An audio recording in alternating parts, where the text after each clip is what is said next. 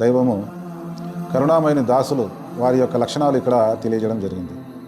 వారి యొక్క లక్షణాలు ఏమిటంటే, మొట్టమొదటగా వారు అగోచర సర్వశక్తి సంపన్నుడైన దైవాన్ని విశ్వసిస్తారు. విశ్వసించిన తర్వాత ఆయనను ఆరాధిస్తారు. దాన ధర్మాలు చేస్తారు. వినయ విధేయతలతో ఉంటారు. సారాయి, జూదము, వ్యభిచారం లాంటి చెడుల నుంచి దూరంగా ఉంటారు. దైవం కోసమే సర్వమానవాళిని ప్రేమిస్తారు.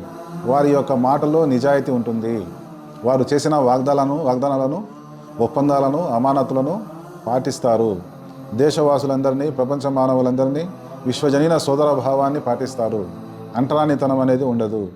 వారి యొక్క వస్త్రధారణలో ఒక సభ్యతా సంస్కారం అనేది ఉట్టిపడుతూ ఉంటుంది.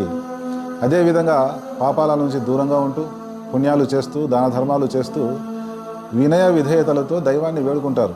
ఓ ప్రభువా, మేము తెలిసి తెలియక చేసిన తప్పులు ఏవైతే ఉన్నాయో వాటిని మన్నించు, మాకు నరకాగ్ని నుంచి రక్షించు అని దైవాన్ని వేడుకుంటూ ఉంటారన్నమాట. అదేవిధంగా ఒక వ్యక్తి గురించి చాడీలు చెప్పాలన్నా కానీ, చెడుగా చెప్పాలన్నా కానీ, అసూయగా ఉండాలన్నా కానీ పాపంగా భావిస్తూ ఉంటారు.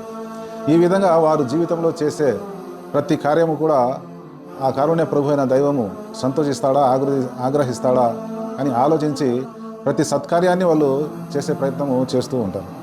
అందుకోసమే వారు అగోచర విషయాలతో పాటు దైవ గ్రంథాలని, దైవ ప్రవక్తలని విశ్వసిస్తారు.